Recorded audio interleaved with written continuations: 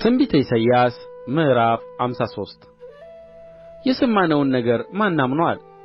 የእግዚአብሔርስ ክንድ ለማን ተገልጦአል? በፊቱ እንደ ቡቃያ ከደረቅም መሬት እንደ ሥር አድጎአል።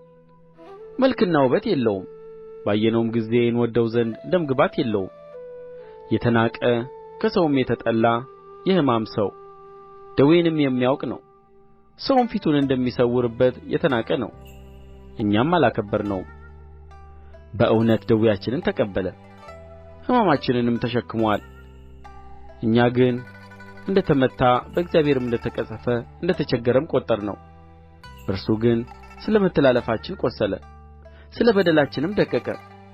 የደኅንነታችንም ተግሣጽ በእርሱ ላይ ነበረ፣ በእርሱም ቍስል እኛ ተፈወስን። እኛ ሁላችን እንደ በጎች ተቅበዝብዘን ጠፋን፣ ከእኛ እያንዳንዱ ወደ ገዛ መንገዱ አዘነበለ። እግዚአብሔርም የሁላችንን በደል በእርሱ ላይ አኖረ። ተጨነቀ ተሣቀየም፣ አፉንም አልከፈተም። ለመታረድ እንደሚነዳ ጠቦት በሸላቶቹም ፊት ዝም እንደሚል በግ እንዲሁ አፉን አልከፈተም። በማስጨነቅና በፍርድ ተወሰደ። ስለ ሕዝቤ ኃጢአት ተመትቶ ከሕያዋን ምድር እንደ ተወገደ ከትውልዱ ማን አስተዋለ? ከክፉዎችም ጋር መቃብሩን አደረጉ፣ ከባለጠጎችም ጋር በሞቱ ሆኖም ግፍን አላደረገም ነበር፣ በአፉም ተንኰል አልተገኘበትም ነበር።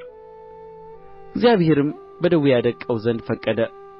ነፍሱን ስለ ኃጢአት መሥዋዕት ካደረገ በኋላ ዘሩን ያያል፣ ዕድሜውም ይረዝማል፣ የእግዚአብሔርም ፈቃድ በእጁ ይከናወናል። ከነፍሱ ድካም ብርሃን ያያል፣ ደስም ይለዋል።